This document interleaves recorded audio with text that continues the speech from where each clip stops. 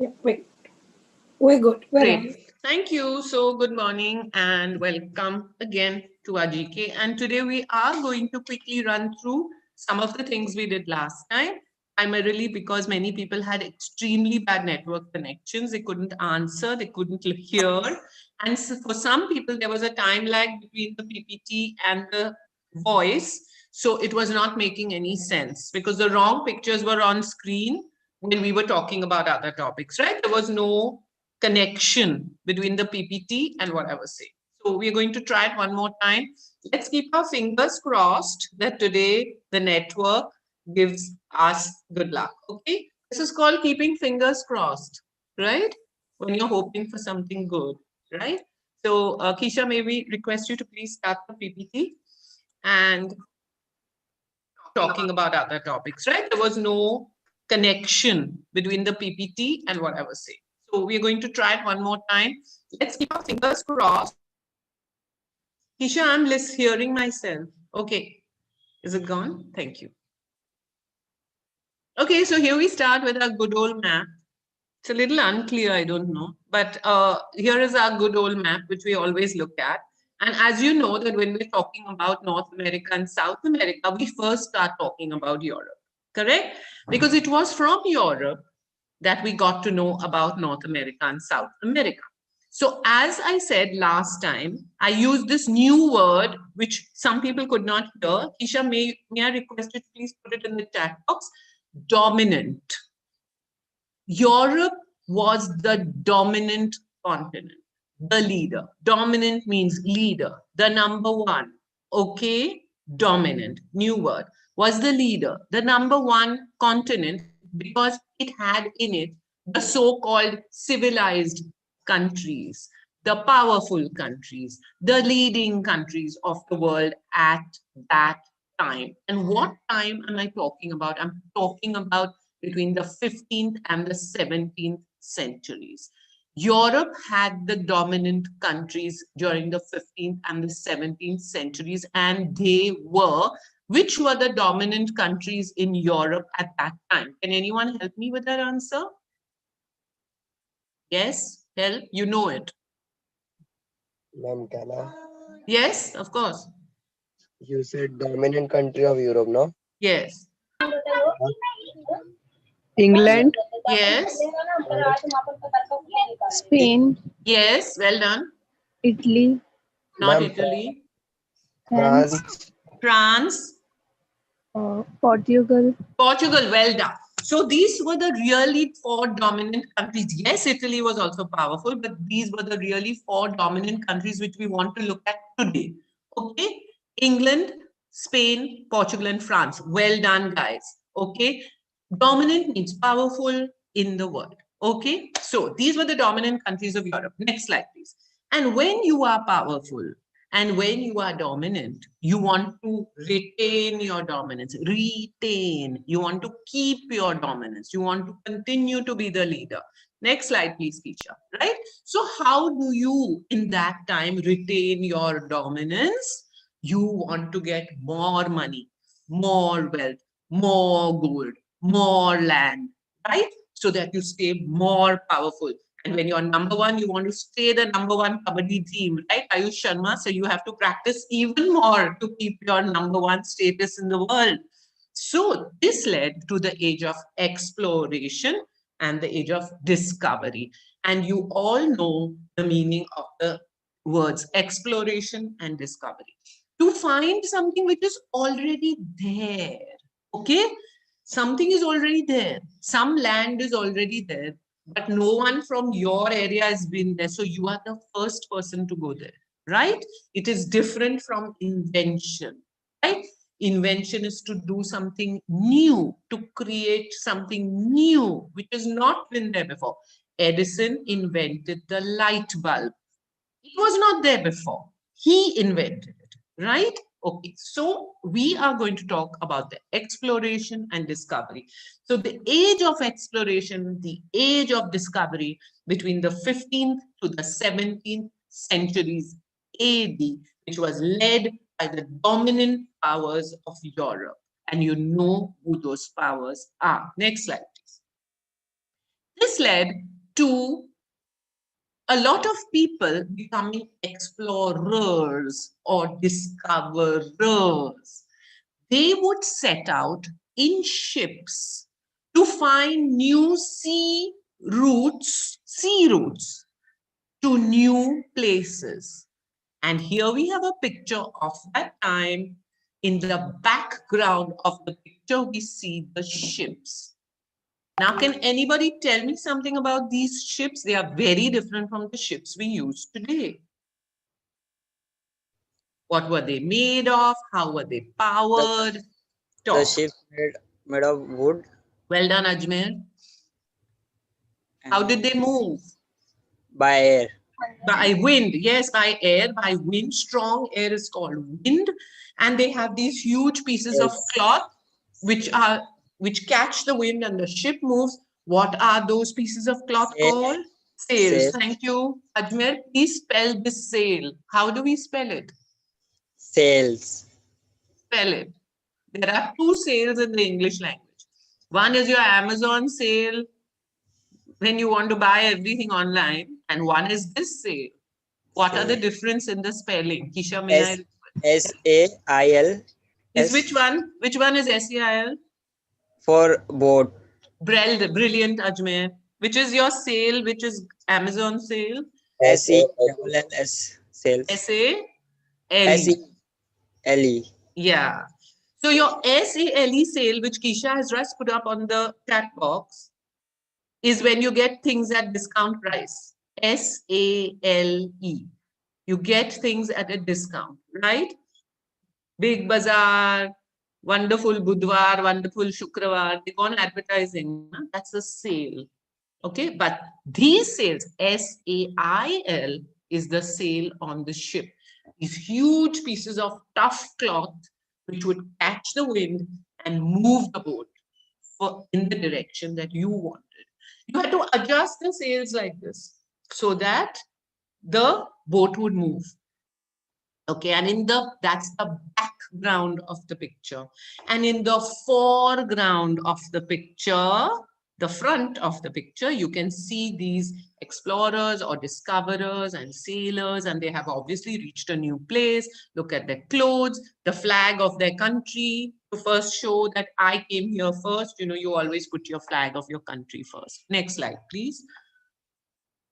So the kings and queens of these countries would give money, help the explorers to build boats, to load the boats with all the things which they needed.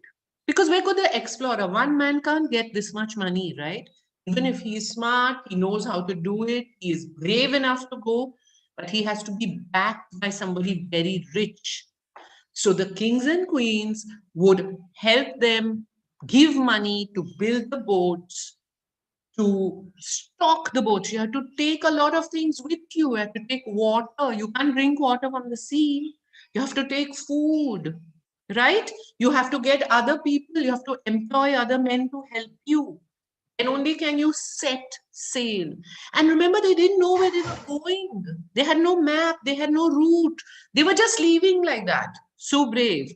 Just leaving on this boat to try and find a new place, a new land. And so here we have some of our very famous ones who you know very well. Quickly read out the names. Unmute and read quickly. Ma'am, can I? Vasco da Gama. Yes. Vasco da Gama, Yes. Next. Christopher Columbus. Christopher Yes. Columbus, Next slide, please. And I'm not going to go on and on saying where they came and where they left and where they came to, because you know all this very well. Vasco da Gama came from which country? Portugal. Well done. And Christopher Columbus and Amerigo Vespucci?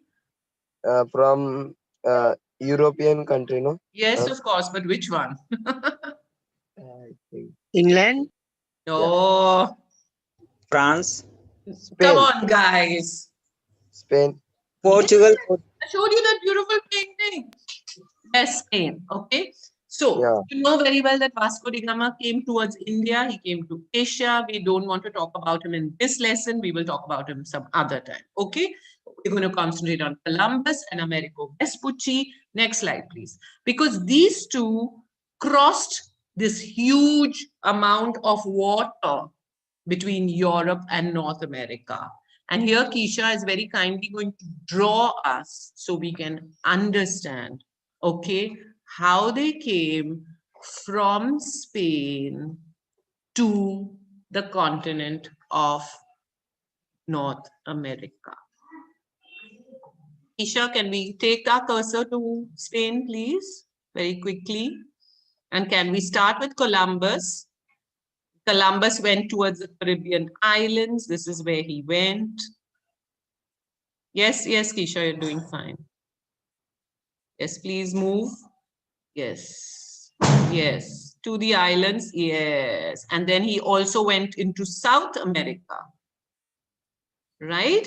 So, you know, when these explorers came, they didn't only make one trip. First trip, then they went back. Then they met more and more, okay? Trying to find a better way, trying to find an easier way, trying to find a faster way, okay? So this was Columbus. And when Columbus reached these islands, you know very well, he made a big mistake. Where did he think he had reached? Where did he think he had reached? You know, He think that he reached in America. no. India. Yes, India. he thought he had reached India, correct? He thought he had reached India. He set out to find India, but he went in the completely wrong direction. He set out to find India. He reached these islands and he thought he had come to India. So the people who he met, he called them Indians. Just a minute, please, Soli. He called them, what did he call them? Indians, because he thought he had reached India, correct? Okay. So here we have Columbus. Now the other guy, Americo Vespucci, again started out in Spain, but he was a little luckier and he actually reached North America, right? And when he reached North America, he realized that, oh my God, this is a huge place I've come to. This is not some small island that I have come to. And he realized that he had reached this huge continent. And therefore, we know that North America is named after Amerigo Vespucci. Amerigo, America. Correct? Got it? Remember this from last time. All right. So this is how they went. Now, this big area of water between Europe and North America, this I told you last time. What is that called? This huge amount of water. Can Yes. that place, no? Not a place, the water. I want the name. North Atlantic Ocean. Thank you. Yes, the whole area is the Atlantic. So above we have the North Atlantic towards the north, and obviously towards the south we have the South Atlantic. Okay, this also came in your GK form, right? The area of water between Europe and North America is the North Atlantic Ocean. I know that many of you all will know the words in Hindi, but please also try to learn the words in English. So when somebody speaks and says, oh, crossing the Atlantic, you know exactly what they're talking about. Okay, so what Columbus and Vespucci did was actually they crossed the Atlantic Ocean, which nobody had done before them, from Europe to North America. Okay, thank you, Keisha. Can we take the next slide, please?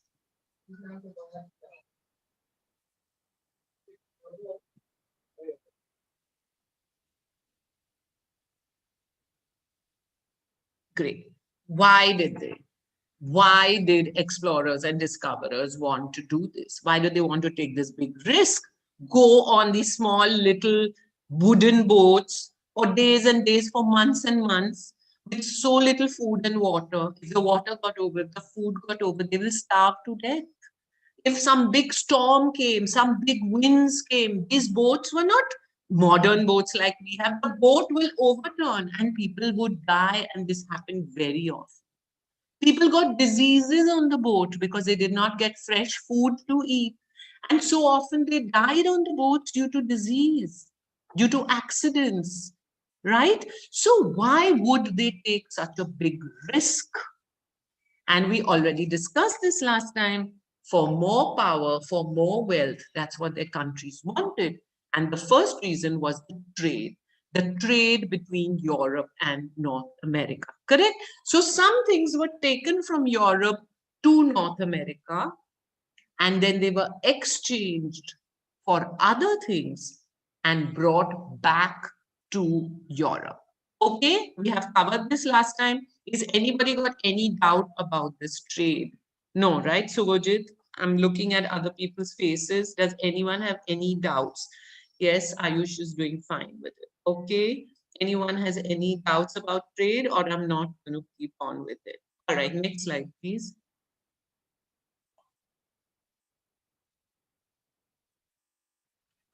So the first reason was trade, making money. Second reason, spreading Christianity. You know what Christianity is? We covered it. It's a religion preached by Jesus Christ. You know that a lot of Europe was Christian. In fact, most of Europe was Christian. In fact, most of Europe is still Christian. Okay. And they wanted to spread their religion to other places. All right. So many priests of the Christian religion would be on the boats and they would travel to the new lands to spread the teaching of Jesus Christ. So if you look at the picture on the top, you will see the priests in the long clothes, robes, in the long robes. Yes, thank you, Keisha. All right. And they are explaining to the tribal people about their religion. They want people to join their religion, right? They want to spread Christianity. And the other picture shows a similar priest, and you can see in his hand is a cross, and around his neck is a cross, which you well know is the symbol of Christianity. So this was the second reason why they were very anxious or very keen to go to new places. Third slide, please. I'm going a bit fast because I've done this just last Wednesday. Anyone has doubts or need to ask questions needs to stop me. Next slide, please. And the third reason why they went is because of the power, the glory, which everybody would do wah-wah to these people. And here is a beautiful painting. Does anyone remember who these people are in the painting? We saw it last time. Yes. Speak. King Ferdinand and Queen Isabella and Christopher Columbus. Yes. So who is Christopher Columbus in this He, picture? he is a founder of New Land. That's Yes, why, but where is he? Show me in the picture. Describe him so I understand that you know who he is. ma'am, I think he found a land, Colombia. He did, The he did. person who is sitting on the Yes, ground. who's kneeling, Yes, right? He's kneeling. down on his knees. The person who's kneeling with that bright pink kind of, yes, that's Christopher Columbus. And the lady who is standing and meeting him, who is she?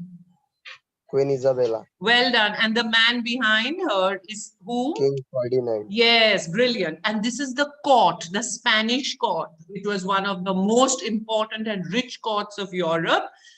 Queen is Isabella, a very, very famous and powerful queen. Extremely, her husband, King Ferdinand, they were Christians. They were very devout Christians, and they wanted to spread their religion in the whole world. It was very important for them to do this. It was also very important for them to get more power.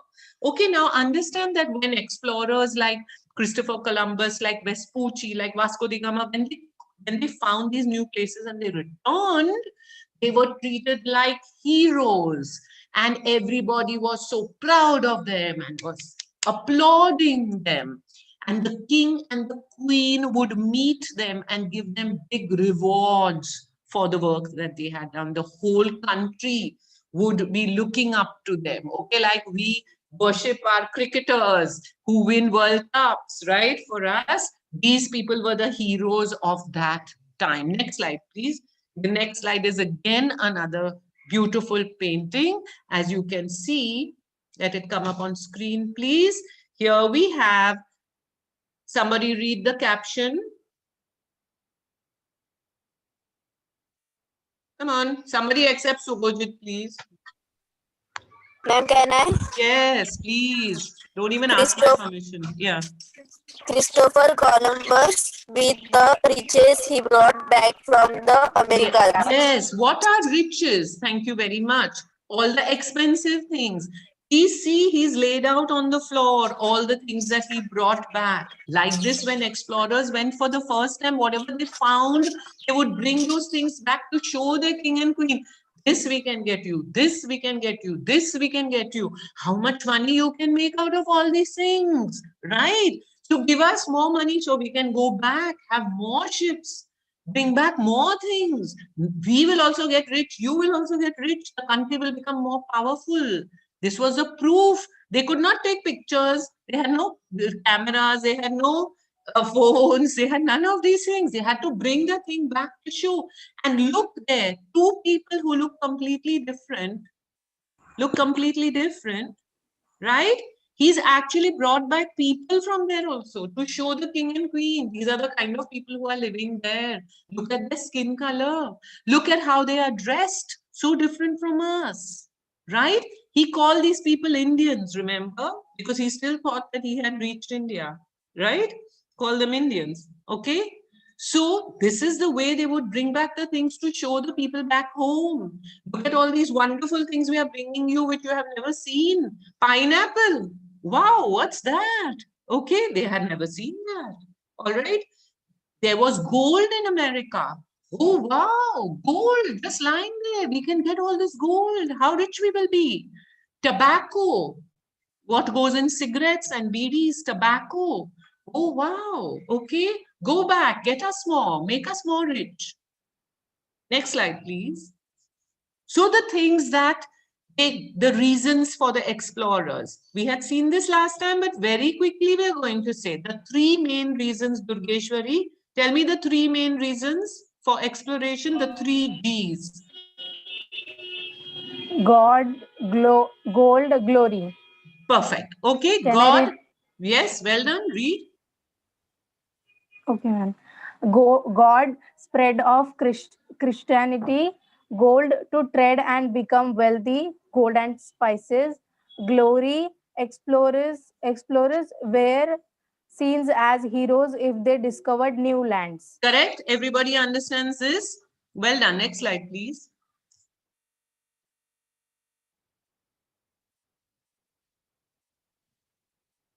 Perfect.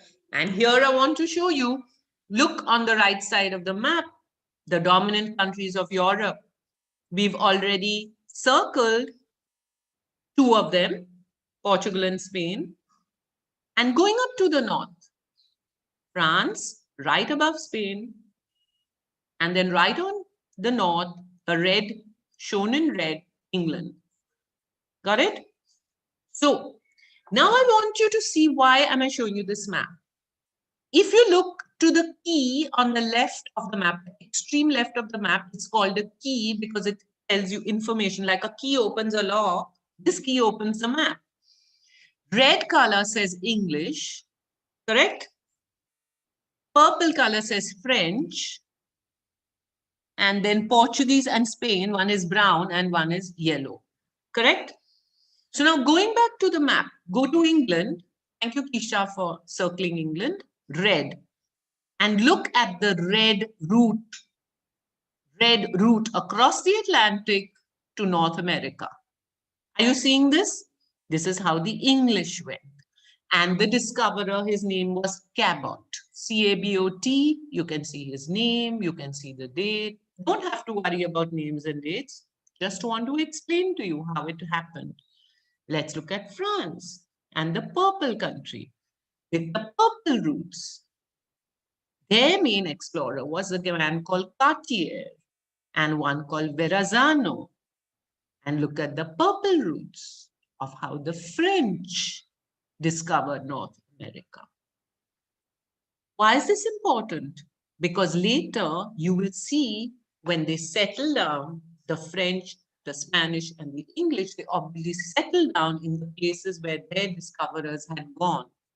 Come to the bottom of the map, and you see Columbus and Vespucci leaving from Spain and you see where they went also, right? You see how they went to South America, how they went to Middle America, and when they went to the southern part of North America. So these were the many routes which many explorers took from the four main dominant countries from Europe to the continents of North America and South America. And this is how they discovered. Sankesha, I can see that you're very interested, and if you like, Kisha will or I will put the PPT up for you so you can have all the pictures, right? You can also hear the recording later. Next slide, please.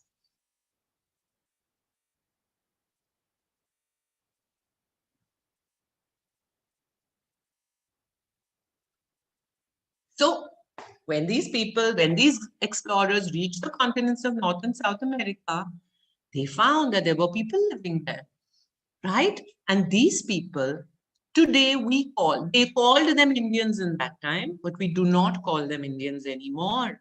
The correct way to call these people are Native Americans. Okay, thank you. Next slide, please. Look at how different they are from the explorers. You saw pictures of the explorers. Now you see pictures of them. Red Indian Akhilesh? Yes. When they arrived, they called them Red Indians. Why? Because the color of their skin was different, right? They were not white and fair. I'm going to address this right now, so give me a minute. They were not white and fair like the Europeans, Akhilesh, correct? So they called them red. And they called them Indians because they thought Columbus thought he had come to India, correct? That's the reason. But today, Red Indians is not considered a polite way to address these people. It's a derogatory way, it's a rude way to call them Red Indians. So we do not call them Red Indians. They were not Indians in any case, and they are not red, all right? It's very rude to call somebody by the color of their skin. We know that, right? It's discriminatory. We don't speak like this anymore. Right? In the 21st century, we don't call people by the color of their skin. So we don't call them Red Indians anymore. It's considered extremely rude and politically incorrect. What we call them are Native Americans. Okay? And we understand now why do we call them Native. Native means naturally occurring in a place. Those people were naturally there, right? They were already there. They were the actual people who were living there. So they are native. Another word for native is indigenous. We did this last time. Another word for native is indigenous. And the example I've given, kangaroos are native to Australia. You know that when we did that. Only kangaroos are only found in Australia. They're not found anywhere else. And in Australia, we find kangaroos. Nature has put kangaroos in Australia. Naturally occurring. Naturally. Okay, nobody took them there. They were already there. In that case, what are indigenous people? Somebody wants to read this for me? Gaurav, read this, please. What are indigenous people?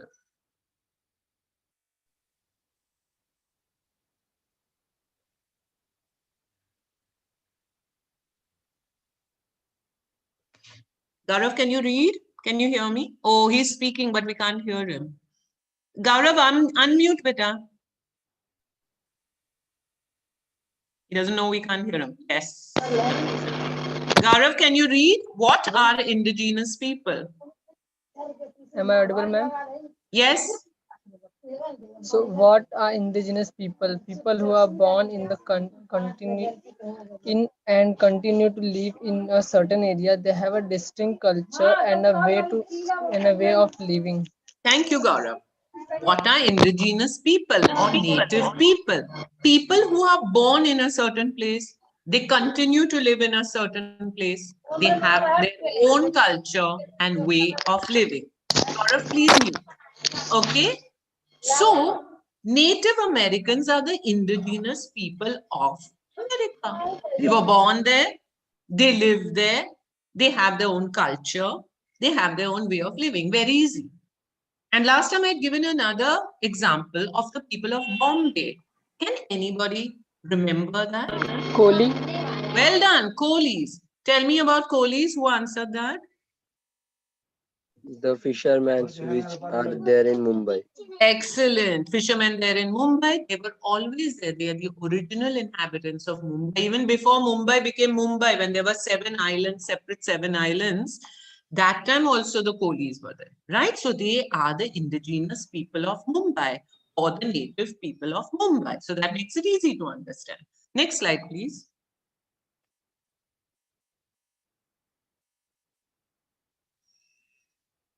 Great. So these native people who we today call the Native Americans, what did they do? Right? What were the 4 things that they did? Quickly, somebody. Fishing, hunting, Fishing, hunting, agriculture, weaving. Very good. And agriculture, we all know the meaning, farming. And what Yes. 2 main things that they farmed? 2 main things, you must remember corn. What is corn? Bhutta. Well done. And tobacco. What is tobacco? It's kind of drug. No, it's not a drug, but it's, what does it go in? Smoking thing. Yeah, smoking things, right? It's for smoking, like in bidis and cigarettes, all right? It's not a drug, not that I recommend that you start smoking. It's still very harmful to your health. But they used to grow a lot of tobacco. They used to grow a lot of corn. They used to grow cotton, from which they used to weave, okay? So they had a lot of crops which were different from Europe. All right? Okay. So next slide, please. They did all this to have food. This is how they lived. Next slide, please. And what is this? Subhojit's favorite bird? Turkey bird. Yes, Durgeshwari. Thank you. This was a native bird of America. And they, like we eat chicken, they used to eat the turkey. Okay, they still eat a lot of turkey in America. All right. In fact, they have a big celebration, which we once spoke about on Fun Friday, where they always eat turkey. We'll talk about that later. Next slide, please. And these are some of their weapons. Please understand they're only made of natural materials. There are no guns. Please note this. There are no guns. Weapons made of natural material, of wood, of things from trees, right? Made of natural material. Next slide, please. And these were their homes. You saw this also last time, right? You saw the wooden frame of the home. You can see the wooden sticks sticking out, covered by animal skin, right? Covered by animal skin. They hunted a lot. They hunted wild animals. They ate the meat. But the skin of the animals, they did not waste that. They used it for many things. They used it to make their clothes. They used it to cover the tents. And they used it for other things also, which we are going to see. Please remember that an animal skin is a very useful thing because it is waterproof. Animal gets wet in the rain, the water does not enter his body, right? Right? In the same way, if you put animal skin on your home, when it rains, the water can't come in. So it was a very important thing. So from animals, they ate the meat. They use the skin of the animals to make clothes and to make their homes. And they also use the fur of the animals. Some animals have a lot of hair on their body. The animals who live in the cold climates, right? They have fur like a bear, bhalu. He has that fur, right? So that fur was also used to keep them warm in winter. Please, can I have the next slide? Look here. Look at the fur, which they took from the animals they hunted, and they made their own coats and hats to cover themselves and keep them warm in winter. This is very important because something new is coming up with this. So have a good look at this picture. Furs of North America, particularly the northern part of North America, where it's very cold. You find a lot of animals with very thick fur. And this very thick fur is what the Native Americans were very clever at trapping these animals and getting this fur to protect themselves. They had to, otherwise they would have died of cold, right? They had no other way of protecting themselves from the cold. Next slide, please. So this fur became very, very important when the Europeans came to North America. Because the Europeans realized that this was a very fabulous thing that they could sell back home in Europe for a lot of money. Remember, Europe is also a cold place, not as cold as North America, but certainly very cold. So look here, look at this picture. You see the Native American, he's giving out this piece of fur to this European man, correct? And the European man is taking it from him. Why? Because he wants to take all these furs back to Europe and sell them for lots and lots of money, right? So the Native Americans would give the fur, next slide, please, would give the fur to the Europeans. So the Europeans set up places called trading posts where the Native Americans could bring all the furs that they had hunted and in exchange take other things which they wanted. Next slide, please. And if you look, actually, sorry, Kisha, look at the flag.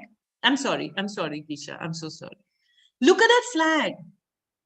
The flag, if you look carefully, shows you a flag of some European countries.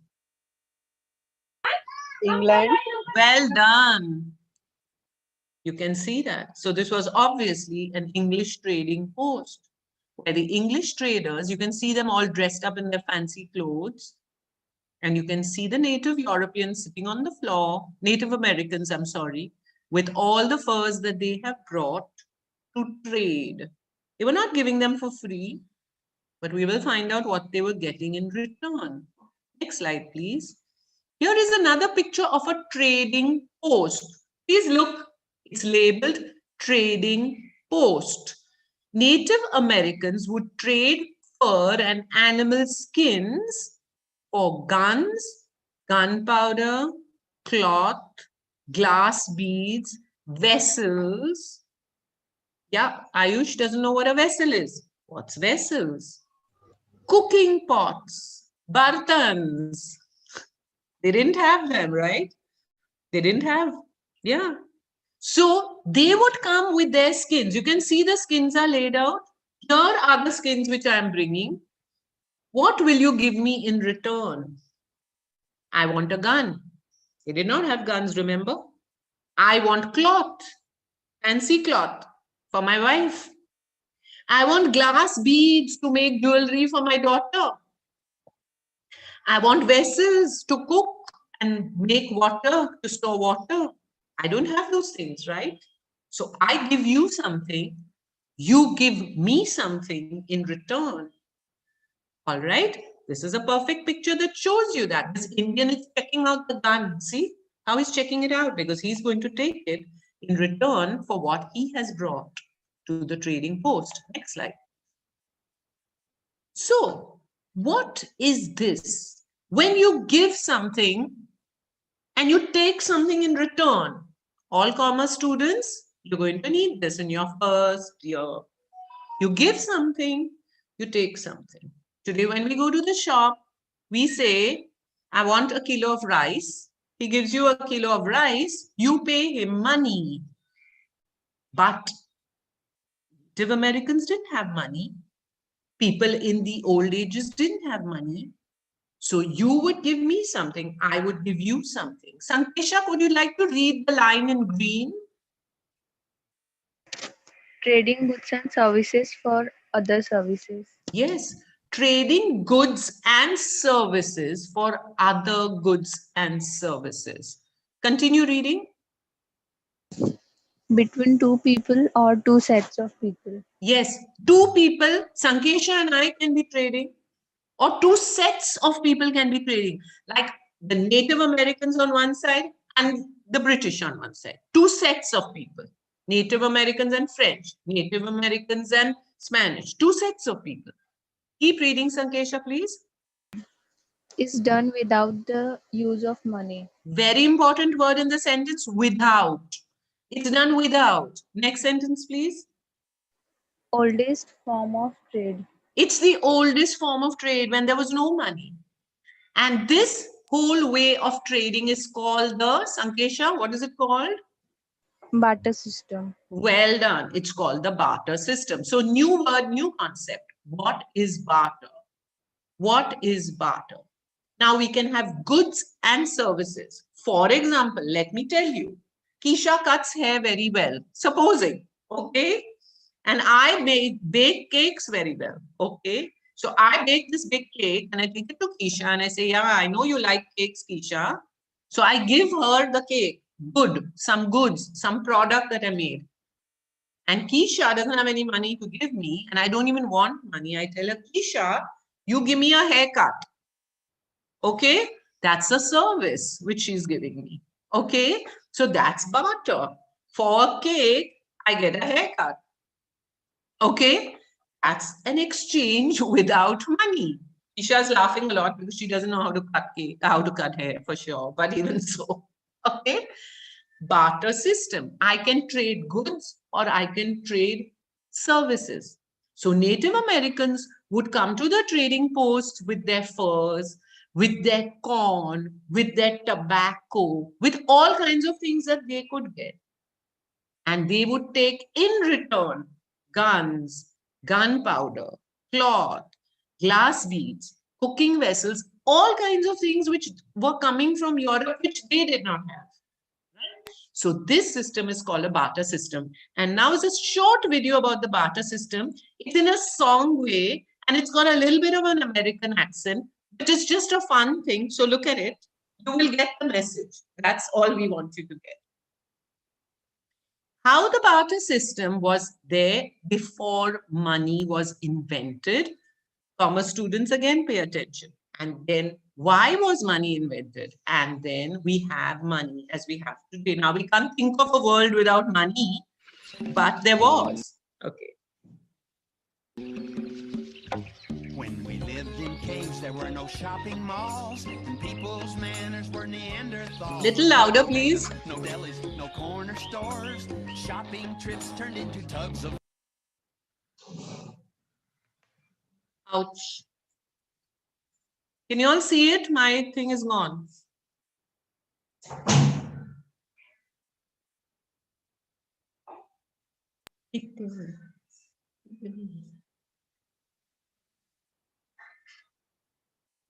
Ouch, what's happened? Redoing it.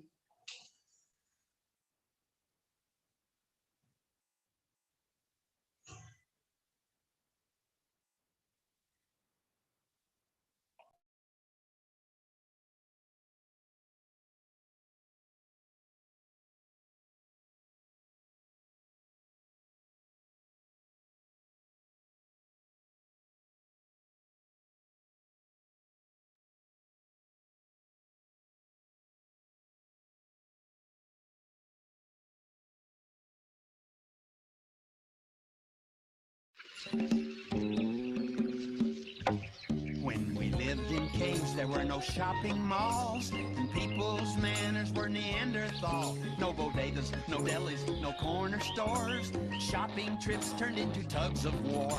When not having full got this man mangled, he thought he'd try an easier angle. I'll give you this for that, that for this. We'll make a trade called barter. I'll give you this for that, that for this. We'll have it made with barter. Now barter worked well, at least in theory, but a wallet full of yaks could make you weary. Making change for a cow wasn't easy to master unless you were ready for an utter disaster. Chinese shells were far more portable. Why not use them for what's affordable?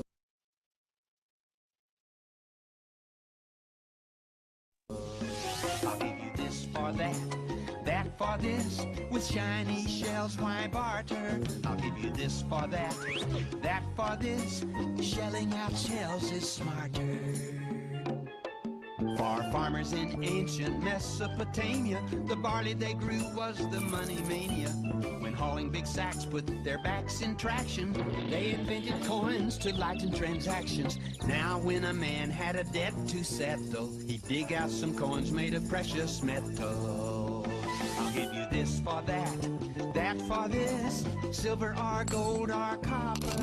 I'll give you this for that for this. With coins you're a smarter shopper. Columbus set out on that famous charter. He had no paper money, so he had to barter. He took along some beads for currency, so barter played a part in our discovery.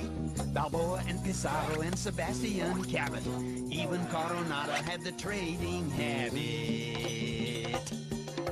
I'll give you this for that, that for this. They loaded up with gold and parted. I'll give you this for that, that for this. And soon the whole world was charted. Today we use cash and spend with ardor, but that doesn't mean we don't still barter. When a football team needs an all-pro guard, or a kid like you is into trading cards. Take this for that, that for this. Bills and coins are smarter, but when you pay for that, remember this. It all started out with barter.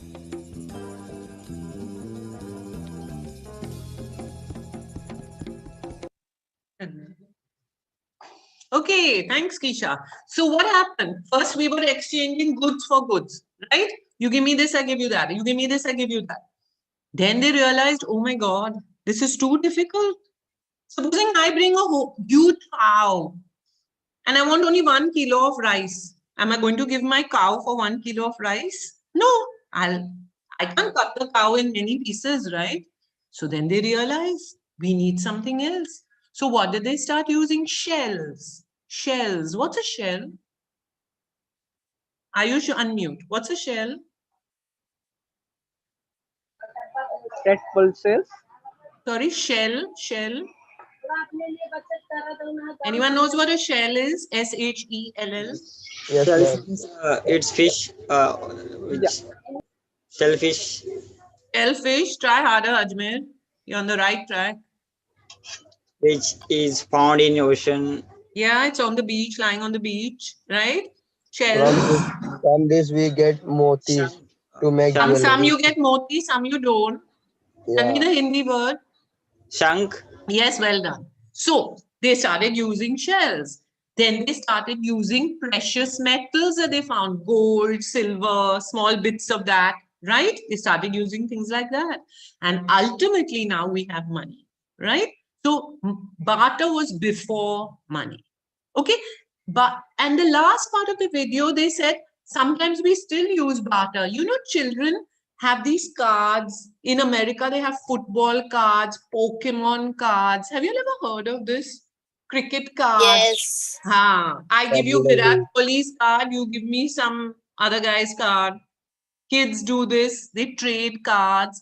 It's called barter. So it's the same thing. Barter is a big word for the same thing. Okay, I give you this, you give me that. All right. I give you my commerce notes, you give me your OC notes. Barter, right? Same thing. Okay, it's barter. Very easy to understand. Next slide, please. Great. So now going back to this fur trade. All right, why did the Europeans want this amount of fur? Now, when the furs were taken back to Europe, people really loved them. And it was the height of being stylish to wear a hat like this in Europe at that time. And these hats are called top hats. And you can see this picture, all these very stylish men with these top hats. And these top hats were made from a fur, next slide please, of this animal in North America called a beaver. Slide please, Kisha. Got it? See the fur on him. He's called a beaver. And so the beavers were trapped and the skins were traded and they were in very high demand because all the men in Europe wanted to wear these top hats. Remember, they were waterproof. And in England, it rains the whole year. The whole year. So if you have a hat that's going to get spoiled because if it rains, your hat is not going to last you. So you wanted a beaver hat. So even if it rained, you can just dry out your hat and it's good as new. So this is the beaver, typical animal, indigenous animal, native animal of North America. Next slide, please. Here we go. And the furs started becoming very fashionable in Europe. Look at this lady. Look at her hat. Look at this huge coat she's wearing made of fur. Okay, it protects you fantastically from the cold. You feel very good. And some of the animals on the side, which were hunted and trapped for their furs.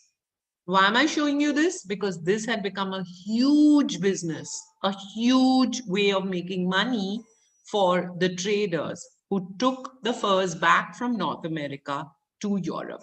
And increasingly, it became more and more stylish in Europe to wear these furs, particularly in France. So the French traders really loved taking these furs back. Next slide, please.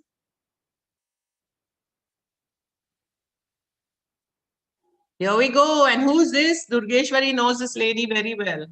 Queen Elizabeth. Ah, everybody knows her very well now. Instant recognition. Look at her fur. On the left, her picture of her today.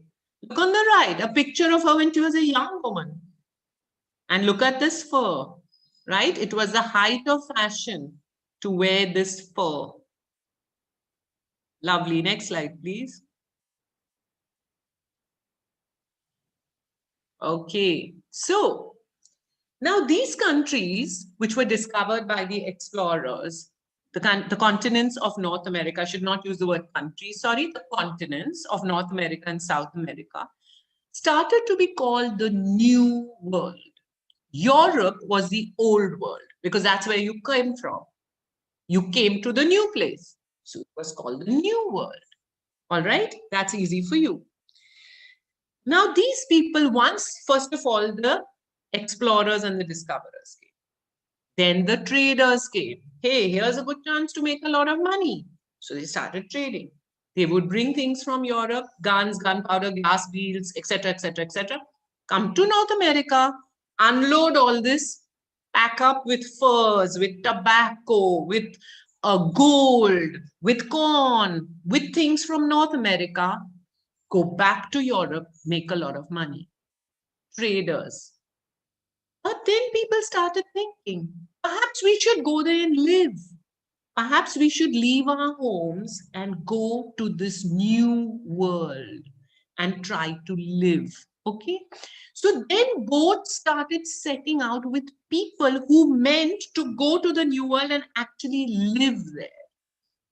To live there, to have a better life than they had in Europe. Next slide, please.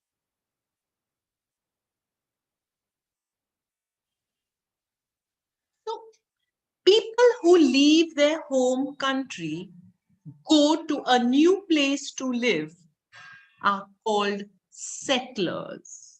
So these people who left Europe and came to North America are called settlers.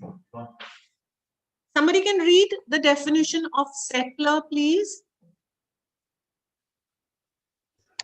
Settlers, a person or group of people who move from the land of their origin and come to live in new country or area. Thank you, Ajmer. Thank you, Ajmer. They move from the land of their origin. Origin is where you come from, correct? You move from the land of your origin to a new place.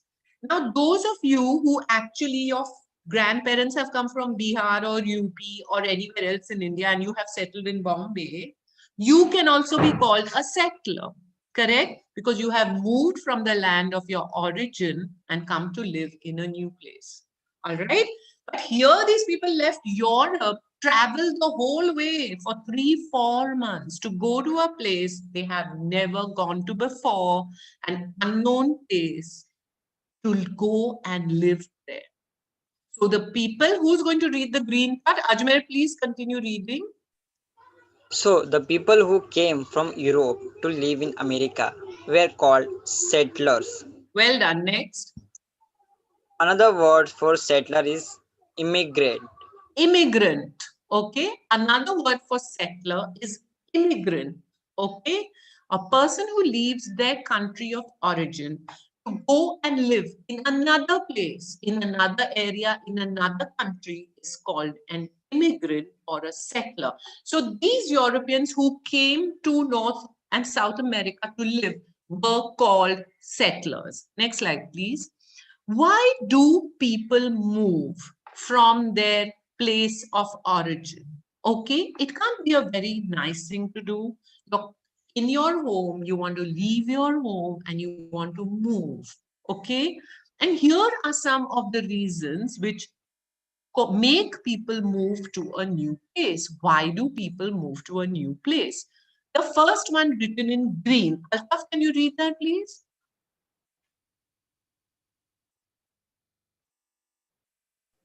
For better opportunities. Well done. For better opportunities. Can somebody explain this? Why would you move to a new place? For better opportunities. Would anyone like to explain this? For better life. For a better life. Very good. Education. For education. Something else. Job. For a job. Very good. Yes. So, ma'am, some of the areas are really undeveloped, so they don't get any facilities of education or living or any financial problems. So they decide to go in a city where it is very developed and Thank you, more. Mehak. Yes, thank you, Mehak. You said it all. To move from a place which is underdeveloped to a developed place for better opportunities. Thank you, Mehak. Brilliant. Okay. So, but in this case, they were moving from a place which was developed to a place which was not developed. Please remember, huh? It is like from a place which was developed to a place which was not developed. Okay. So, to escape, who would like to read this part? Why do people move to a new place? The second part. Heck, you want to read to escape? Yes. So to escape war, poverty, famine, disease, oppression, and religious persecutions. Thank you, Mehak. So, perhaps sometimes war is going on in some certain area. Okay, when there was a partition of India, when India and Pakistan were formed, there was fighting going on, right? And so many people left their homes to go to a safer place, right? So war. In today's world, it is happening because of the war in Syria. Lots and lots of people have immigrated to Europe, all right? So to escape war, to escape poverty, that you know very well. Poverty, lack of money, you're not able to earn a living, you're starving, you have no opportunity, you move. Famine, what is famine? Anyone can help me with the meaning of this word? Natural disaster and the Well done, natural disaster. What type of natural disaster, Gaurav? tsunami that Okay. comes in Kerala. Yes, a Earthquake. famine. Sorry, tell me, Sojit. Earthquake. Okay, but famine, those are natural disasters. But a famine is a situation where there is no food. A famine is a situation where there is no food caused by any reason. For example, no water. Drought. Thank you. Drought. If it does not rain, when there is no water, there is no food, right? So that is called famine. That is one of the reasons why there may be famine, may be caused by any number of reasons. But the lack of food, people starving to death, is famine. Disease, all right? There's a horrible disease going on in some area. People want to move away from that area, move away to save themselves. Oppression. What is the meaning of oppression? Oppression. You oppress someone. Tell me. Kill. Kill also. Forcing. Forcing. Very good. Yes. You're oppressing someone to do something. You're forcing people to do something they don't want to do. That is oppression. You are taxing people huge amounts of money. That is oppression. You're trying to take away what is theirs. That is oppression. Okay, so you're oppressing. You don't want to be oppressed, so you want to leave that place and you want to move to a country which is free, right? Another reason. What is the last reason? Religious persecution. What does that mean? So that means that when we mistreat any person or a group of individuals because they are of a different religion, so we mistreat them Yes, and Mahek, absolutely on the spot. Thank you. Thank you. When sometimes a people or a group of people are mistreated or they are killed because they belong to another religion, that is called religious persecution. So the people of that religion, they want to run away, right? They want to run away because if they live there, they are treated badly or they are killed. So they want to run away. So these are some of the main reasons why people immigrate or leave the country of their origin. Now, these are not all correct for North America and Europe, but these are broadly all the reasons why people emigrate. Now, some of these are good for our immigration from Europe to North America. Certainly, they left because they felt oppressed. They did not like the laws of their country. They had high taxes, which they did not want to pay. They left because of religious persecution. In Christianity also, there are different sects or different groups. And some of the people who did not follow the Christianity of the rulers wanted to follow their own ways. They did not want to live there. They wanted to go to the new world and follow the religion the way they wanted to follow the religion, right?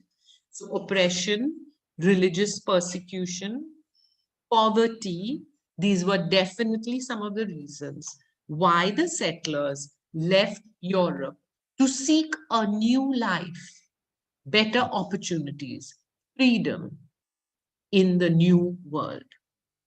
Okay, so these are some of the reasons why the Europeans started wanting to leave and come to the new world. So the first lot of people who came from Europe were the Spanish, and they set up a small place where they started living. And they were very quickly followed by the English. All right. Ships came from England with people to the new world.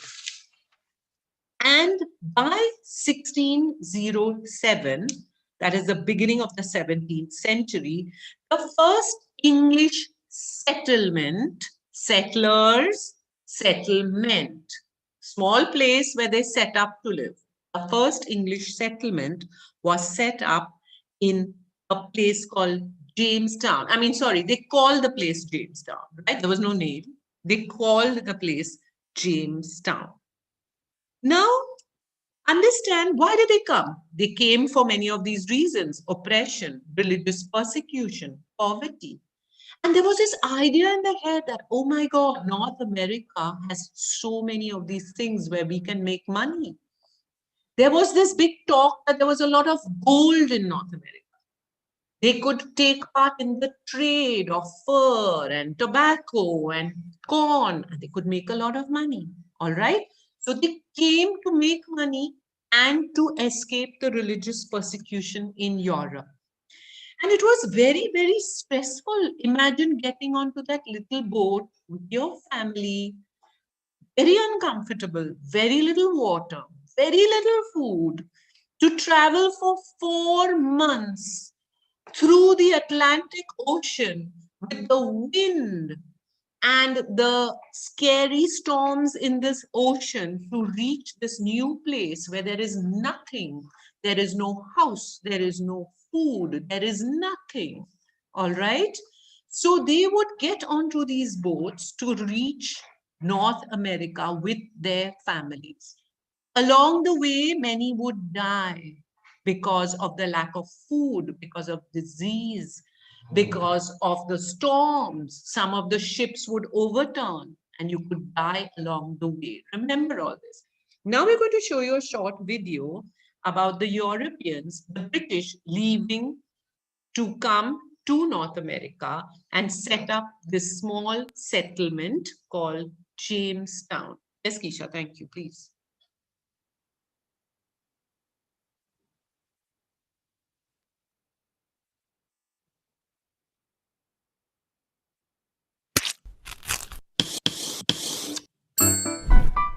Welcome to Kids Academy.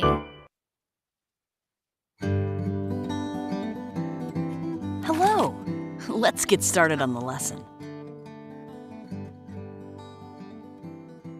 Jamestown was the first English settlement in North America.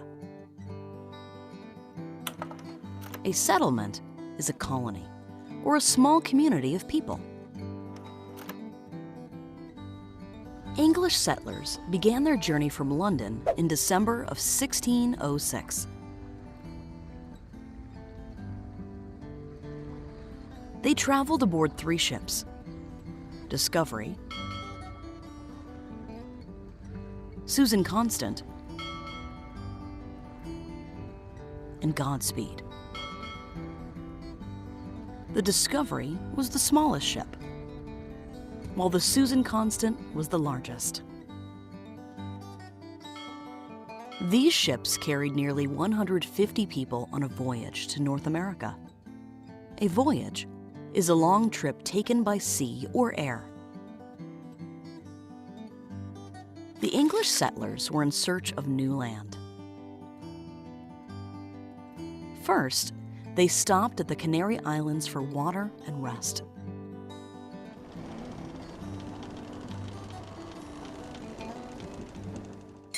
They also made a stop at the Caribbean islands.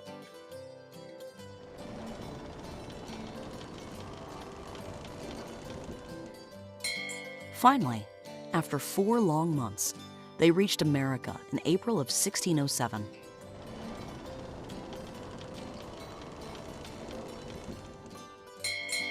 They would soon begin to explore land in Virginia.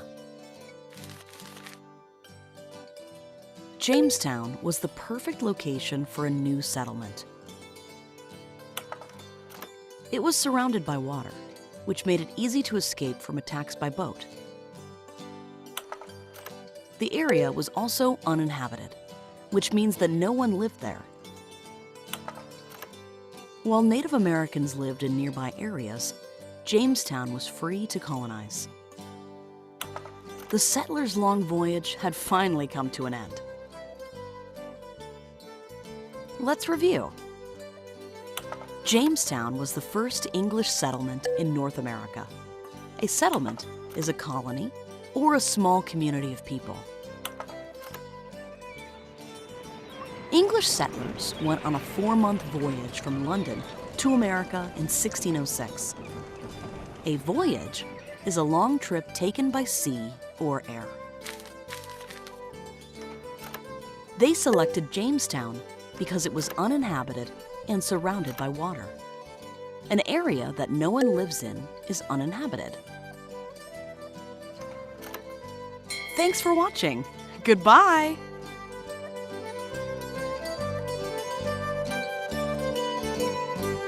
Subscribe to our channel to stay up.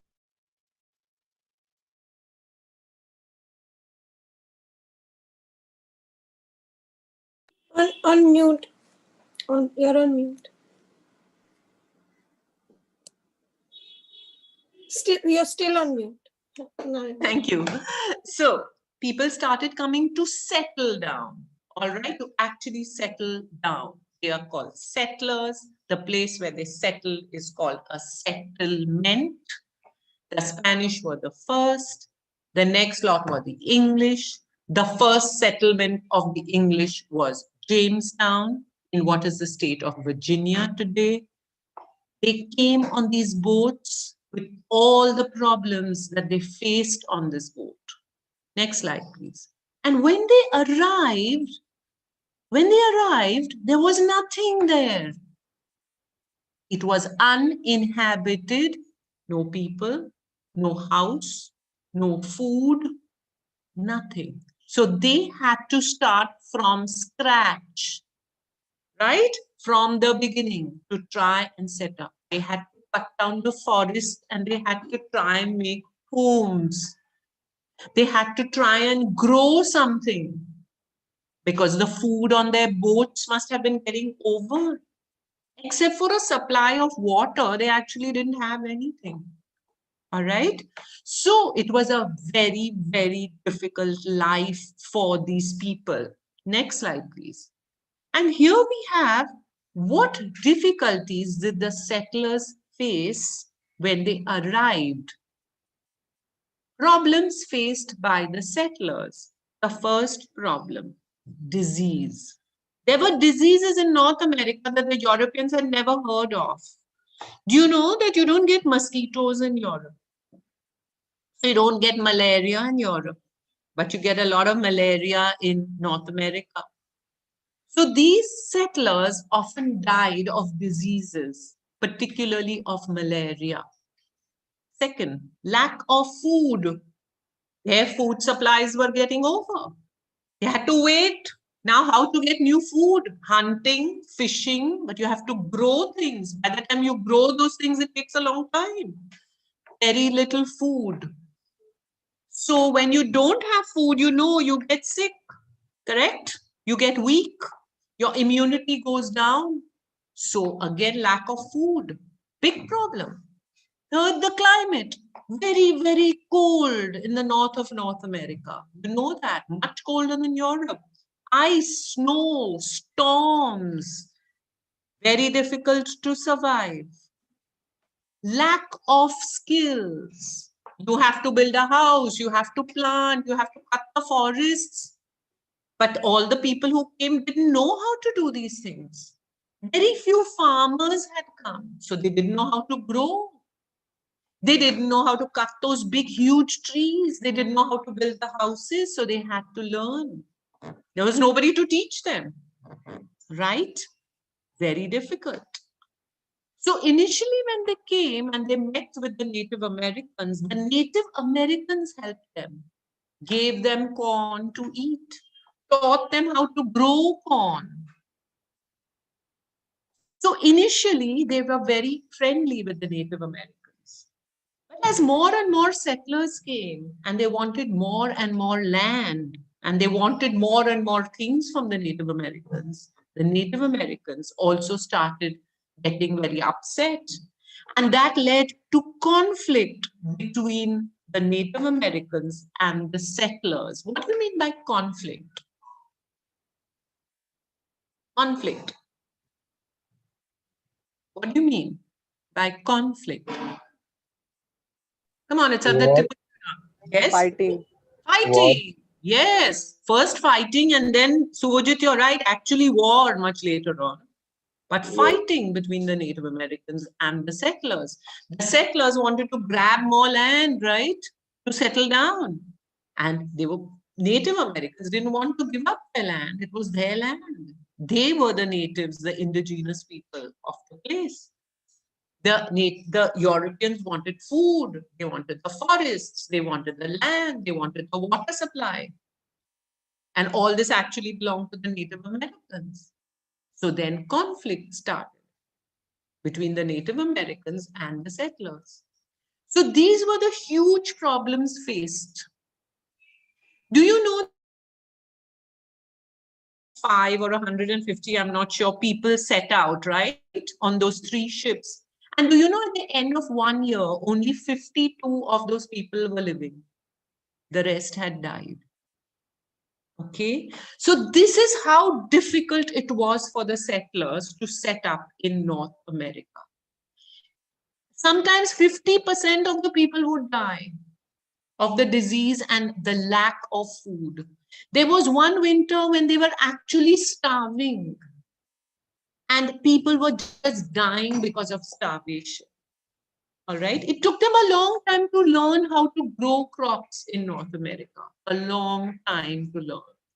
Until they could grow these crops, till they could build their houses, keep warm during the winter, get protection from the cold, thousands of these settlers died. All right, so it was not an easy journey and it was not an easy situation to settle down on in North America. Next slide, please. But the settlers kept coming. They were greedy for that gold, for the money, new place. Let's get away from the oppression of Europe. They had this big dream of living in the new world. And this, the last slide of today, shows you the places where the settlers started having their settlements. In purple, you can see the English. In yellow, you can see the Spanish. Yes, because you remember from that map the routes of Columbus and the routes of Vespucci, how they had come to the southern part. And in the green part, you see the settlements of the French. Okay. And you know, see here, you see New France. You know, they named the places according to the countries which they had come from. France, New France. Okay. So it's so funny that some of the places, now look in the purple area and you know the city very well, New York. New Spain bhi. New Spain. New York, there is a place in England called York. Even today, there's a place in England called York. So they call this New York because it was new for them. They came to the new world. So they called it New York. They called it New France, right? So here you can see the three great dominant powers of Europe setting up huge settlements in North America and grabbing the land and the resources from the Native Americans and setting up huge settlements which were later called colonies. Colonies. Okay, and you know this word colonies coming from the word colonization, coming from the British in India, right? They set up huge colonies and increased their power and their power in the world by setting up these huge colonies in the continent of North America, right? So this is where we're going to stop. Look at the key on the side and you can see English claims, French claims, Spanish claim. What do you mean claim? Claim means I go there, I grab the land or I grab the place and I claim it. This is mine. This is mine. I claim it as my own. Now this is Spanish. You can't come here. This is English. Nobody else can come here except English people. Okay? It does not really belong to you. But you go there and because of your power, because of your guns, you claim that place and then you say, now it's mine. Okay? That's what they did. English, French, and Spanish. And you can look. And again, the space, the thing on the left, which gives you the explanation for the map, is called the key to the map, K-E-Y. Like a key opens a lock. This key tells us about the map. It tells us everything about the map. It's called the key. Great. So thank you. This is where we are going to stop for today. All right. Now you can see the colonies. You can see the settlements that the Europeans put up in America. All right. So thank you very much, everybody. And thank you for joining us today. Isha, we can stop.